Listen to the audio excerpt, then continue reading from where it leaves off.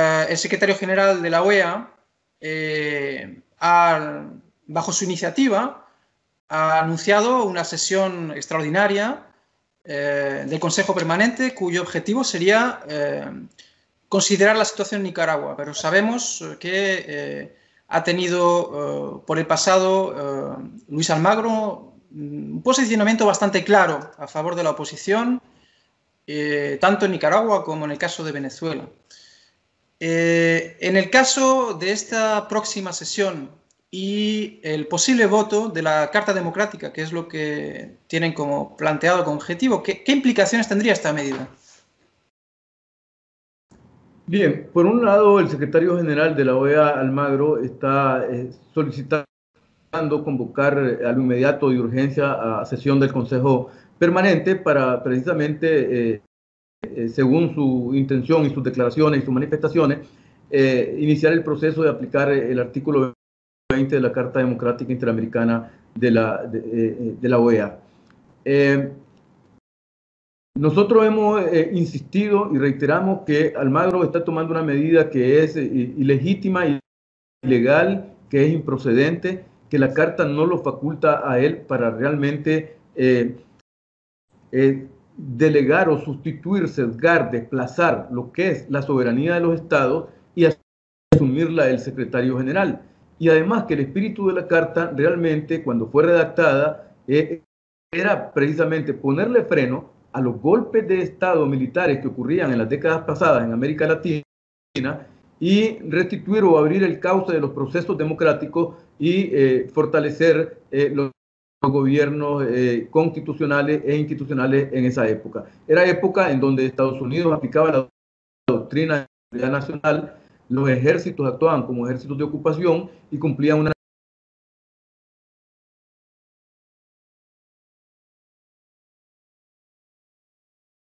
Y te decía de que la Carta no faculta a Almagro a tomar o a tener esa autoridad que él pretende asumir, porque no puede él sustituir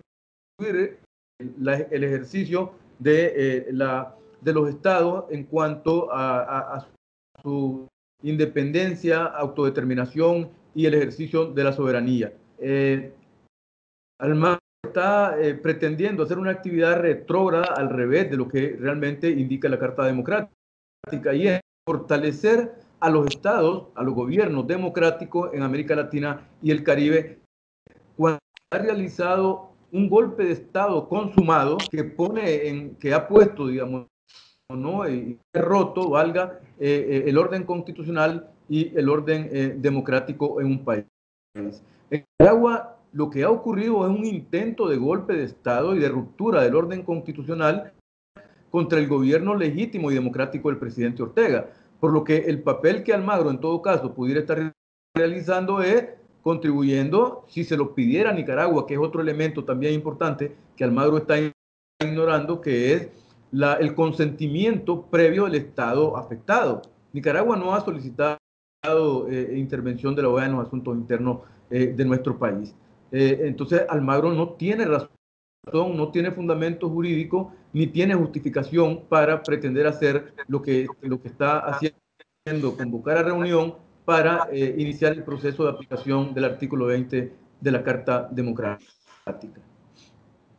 Bien, me gustaría ampliar la cuestión hablando del papel de Estados Unidos.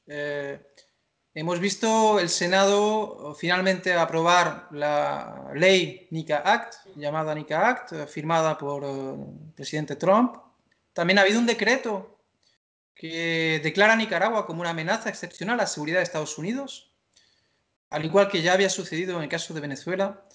Hemos tenido numerosas declaraciones agresivas por parte de altos funcionarios estadounidenses, con una retórica verdaderamente bastante hostil. Entonces, ¿cómo responde usted a estas declaraciones de que su país representaría una amenaza para Estados Unidos? ¿Y qué objetivo persigue Estados Unidos con estas sanciones contra Nicaragua? Sí, hay que rechazar de plano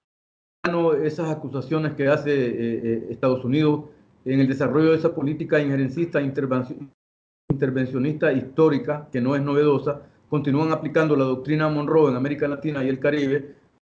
consideran que en los países de nuestro hemisferio, como ellos lo han dicho, son su traspatio, lo cual nosotros rechazamos, porque somos países libres, independientes y soberanos, que desarrollamos nuestras propias políticas internas y así lo establece la Carta misma de la OEA. Es decir, que actuamos en el concierto de países de América Latina en el marco de la constitucionalidad, de la legalidad, del derecho interamericano y del derecho internacional y de la Carta misma de la ONU y de la OEA. Estados Unidos lo que hace es continuar con su política de injerencia tradicional, histórica. Nicaragua durante muchas décadas en el siglo pasado sufrió los efectos de la intervención militar, política de Estados Unidos y obviamente debemos rechazar esa política y debemos llamar a la reflexión inclusive a Estados Unidos, al Departamento de Estado, al gobierno del presidente Trump y inclusive a los gobiernos de América Latina y el Caribe a ceñirse precisamente a respetar el derecho internacional, a procurar y hacer todos los esfuerzos por la convivencia pacífica y el desarrollo de la cooperación, de las relaciones amistosas entre nuestros estados. Nosotros insistimos en que ese es el comportamiento de las naciones y de los estados, realmente responder y cumplir con las normas del derecho internacional, no agresión, paz, tranquilidad, cooperación mutua, intercambio comercial, cooperación en todos los ámbitos y no tensionar las situaciones internas en el hemisferio que se ha venido desarrollando de forma positiva con la propia existencia de organismos como la CELAC, ALBA, en donde la cooperación ha sido muy efectiva. Y por supuesto, nosotros también hemos condenado y hemos rechazado y hemos dicho que reiteramos la solidaridad fraterna, militante, incondicional a los amigos, compañeros de Venezuela, al gobierno del presidente Nicolás Maduro, a los compañeros y hermanos de la República de Cuba, que también llevaban un camino positivo de diálogo y entendimiento internacional, interamericano, inclusive con los propios Estados Unidos en el ámbito del respeto mutuo, de la cooperación y de continuar con proyectos en América Latina de paz, tranquilidad y estabilidad. Recordemos que en La Habana, precisamente, hace 4 años se aprobó por los países, los jefes de Estado y de Gobierno de la CELAC, la declaración de América Latina y el Caribe como zona de paz, estabilidad, tranquilidad y convivencia pacífica. Pero, de hecho, Nicaragua no está sola. A pesar de la regresión últimamente en gobiernos en los cuales la derecha ha llegado al poder, como Argentina o Chile o diferentes países, existe todavía esta unidad latinoamericana que se puede ver patente como usted lo ha mencionado, en el papel del ALBA, pero en declaraciones recientes, como el Foro de Sao Paulo, muy importantes tomas de posición de defensa de la soberanía y de la unidad latinoamericana. También el reciente encuentro en el ALBA, ¿no? ¿Qué papel ha tenido el ALBA precisamente en materia de cooperación económica y qué balance tiene para el pueblo nicaragüense? En esta Centroamérica que sabemos cómo ha sufrido tanto históricamente por las intervenciones de Estados Unidos. Sí, el ALBA TCP es una organización fraterna de hermanos, de amigos, de cooperación, de identidad política y del espíritu de continuar fortaleciendo la unidad centroamericana, caribeña, latinoamericana. El ALBA TCP realmente es un organismo positivo, propositivo, de cooperación, de solidaridad, de complementariedad de todos nuestros países. Recordemos que fue el inicio de una política fraterna del comandante Fidel, del comandante Chávez, y a partir de ahí se fueron integrando Bolivia, Nicaragua, los países de las Antillas, los países miembros del CARICOM, y realmente es un proyecto de presente y de futuro. También en América Latina nosotros hemos desarrollado, hemos iniciado y continuamos un encuentro, unas reuniones con los países del Caribe, también de América Latina y el Caribe, explicando la situación que está planteando Almagro, aclarando la situación de Nicaragua Nicaragua. Nicaragua es un estado amante de la paz, un país amante de la paz, que contribuye a la seguridad regional, al desarrollo económico, al progreso, que es amante también de consolidar la paz y la seguridad internacional. Y en ese sentido estamos pidiendo el apoyo de los países hermanos de América Latina y el Caribe para que en el seno de la OEA esa pretensión del secretario general Almagro no se lleve a cabo y que en la reunión del Consejo precisamente se opongan o realmente se abstengan a que se convoque a una reunión de cancilleres, una reunión de consulta de ministros de Relaciones Exteriores de América Latina, de los países miembros de la OEA, y evitar que se aplique a Nicaragua el artículo 20 de la Carta Democrática, que además de los efectos políticos sociales que pueda tener, realmente es un bloqueo hacia el acceso que Nicaragua tiene hacia los organismos financieros internacionales.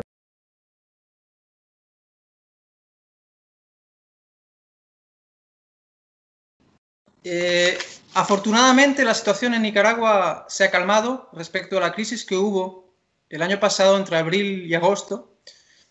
¿Qué balance hace usted de la crisis que tuvo lugar el año pasado? Bien, realmente el intento de golpe de Estado que se produjo en Nicaragua y que fue frustrado y neutralizado por la actividad de la población, del pueblo nicaragüense y el gobierno, ha estado cubierto también por una campaña mediática con algunos de los medios de comunicación internacionales encaminados precisamente a sesgar el estado de opinión pública nacional e internacional. Se ha utilizado mucho la mentira, las noticias falsas y se ha tergiversado la situación de Nicaragua. Realmente el intento de golpe de Estado, esa tendencia a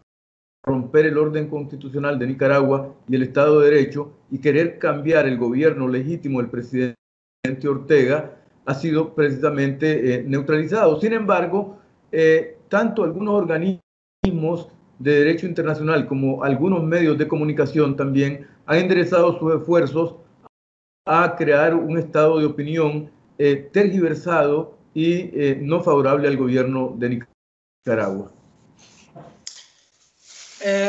También quería hablar de la implicación de los diferentes actores durante la crisis. Hubo representantes de la Iglesia que se posicionaron, también ciertos medios privados nacionales, ONGs, también el sector privado con la COSEP. Hubo unas mesas de diálogo necesarias para que la paz volviera a reinar, pero hubo una dificultad también por parte de ciertos actores, ciertos grupos, cuya única reivindicación era realmente la dimisión del gobierno presidente Ortega. Entonces, ¿qué relación existe actualmente con esos sectores de la oposición? No con los más radicalizados, pero quizá con los demás.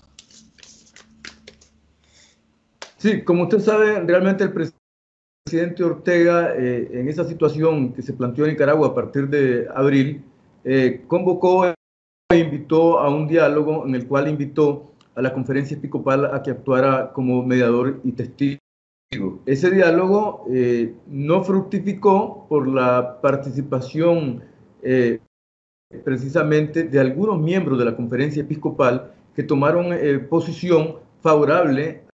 al sector golpista y utilizaron el medio, el diálogo, como una forma realmente de apoyar al sector golpista en Nicaragua. Eso creó una situación de dificultad en el papel de los mediadores y testigos al carecer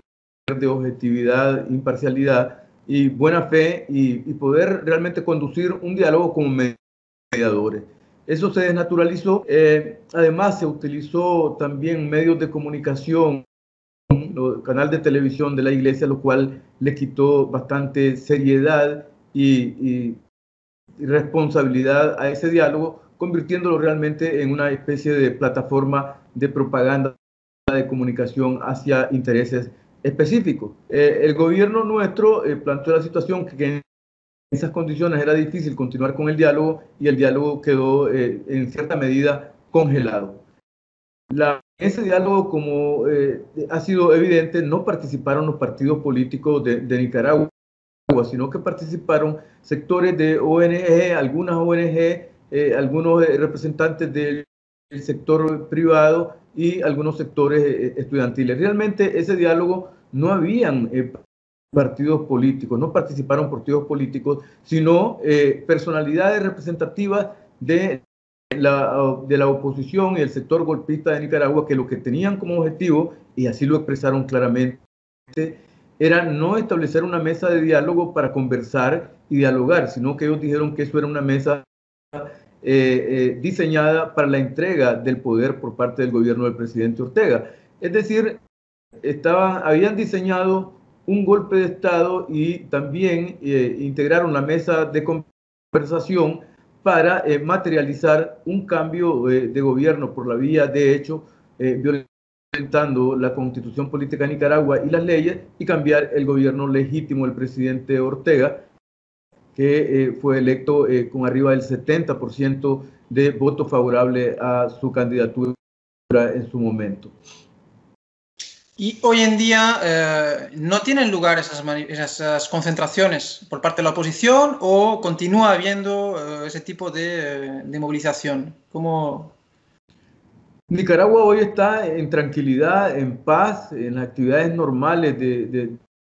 un Estado, un país, de una nación que continúa desarrollando sus actividades tal como estaba haciéndolas anteriormente del intento de golpe de Estado. La actividad productiva en nuestro país camina en la normalidad, las instituciones del Estado hacen sus funciones, cada quien cumple los mandatos que le manda la ley. Nosotros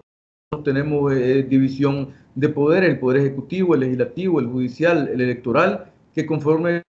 con la Constitución se trabaja de forma armónica, en coordinación y cooperación, cada uno cumpliendo las misiones que le manda la ley correspondiente. Tuvieron lugar los denominados tranques, es decir, bloqueaba la circulación. También hubieron, me parece, la participación de la COSEP en un paro patronal, es decir, que hubo llamamiento a el paro por parte de la patronal, es decir, hubo el derecho al trabajo de los trabajadores en Nicaragua, también tuvo problemas en ese sentido, ¿no? Esta situación ya no se da. Se produjo, como recordará, en ese intento de golpe se planteó algo que no había ocurrido en Nicaragua. Más que plantearse, se materializó, que fue un bloqueo de las principales vías de comunicación, tanto en carreteras, la carretera panamericana que une a los países centroamericanos y que facilita el intercambio comercial, pero sobre todo el tranque y las barricadas que se construyeron en las ciudades, en las carreteras, y que realmente produjo en ese momento un secuestro masivo de parte de la población nicaragüense. Una especie de rehén de la población, se hizo un cautiverio masivo que no se había visto en Nicaragua. Los tranques se constituyeron en ese momento en una especie de puntos de secuestro, de comisión de crímenes, de asesinatos, de violaciones, en fin, de actividad terrorista masiva en nuestro país, que paralizó precisamente la libre circulación de las personas y la libre circulación de vehículos de todo tipo, incluyendo los vehículos de servicio a la población, como las ambulancias de los hospitales, de los cuerpos de bomberos, para precisamente controlar los incendios que los mismos golpistas provocaron en diferentes alcaldías de nuestro país, edificios públicos, bodegas de medicamentos, en fin, y también centros comerciales y viviendas.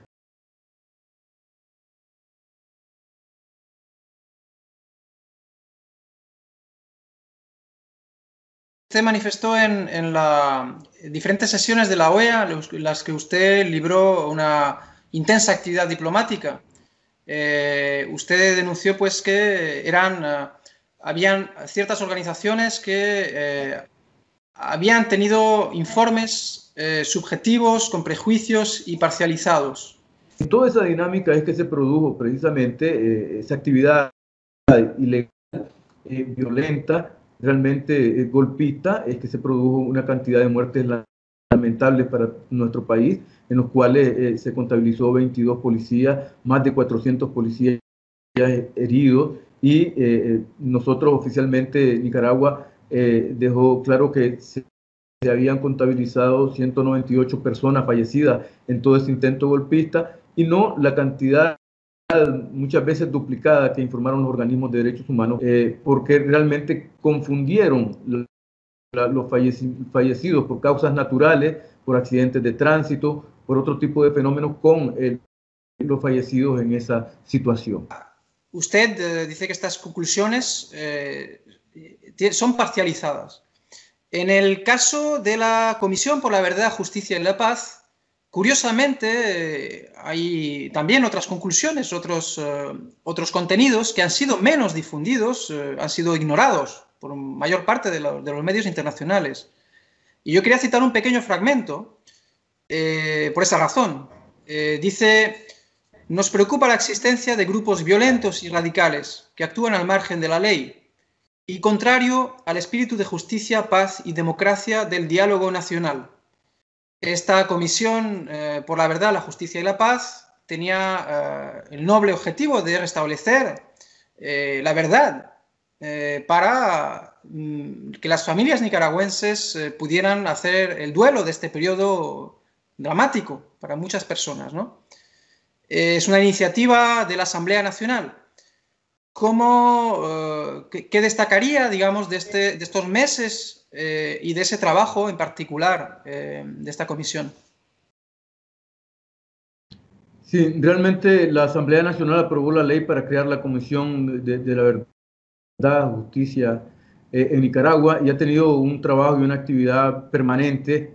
con sentido de objetividad, porque realmente el problema lo tenemos los nicaragüenses. La situación de violencia que se planteó no tiene precedentes en nuestro país y afectó pues a nuestra población. Muchos fallecidos, muchos heridos,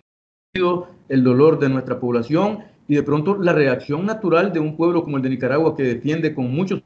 sentido de dignidad y con mucha valentía su seguridad, su convivencia pacífica, los proyectos económicos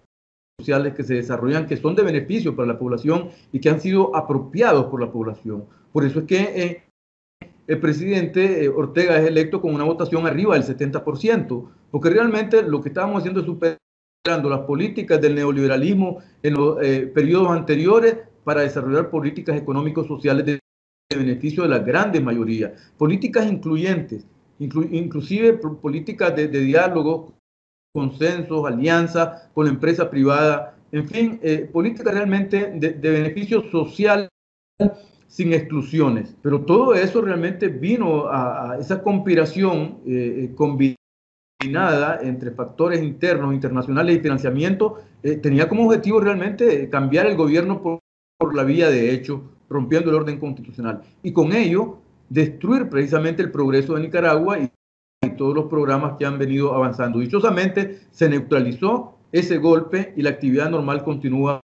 en Nicaragua. La Comisión de la Verdad hizo un trabajo permanente, continúa haciéndolo precisamente porque la población demandó justicia, justicia realmente y reparación, porque con tanto fallecido, con tanto lesionado, herido y con tanta destrucción, se requiere realmente que las instituciones del Estado que funcionan, Policía, Fiscalía General, Ministerio Público y los tribunales, investiguen en el marco de la ley qué pasó, quiénes son los responsables. Y en este sentido hay que dejar claro a su audiencia y a quienes puedan escucharnos y vernos que en Nicaragua realmente funciona un Estado de Derecho, funciona un Estado constitucional, que tenemos vocación por respeto a los derechos fundamentales de todas las personas sin exclusión. Pero también ante una situación como esta que se planteó de querer romper el orden constitucional, el Estado está obligado necesariamente a investigar qué pasó, con un sentido de responsabilidad, de debido proceso en toda esta situación, y no para condenar a inocentes, sino precisamente habrá que condenar a quien se encuentre debidamente comprobado que es responsable y absolver a quien se encuentre debidamente comprobado que es inocente. Ese es el espíritu realmente de la ley, el espíritu de los tribunales y del Estado nicaragüense.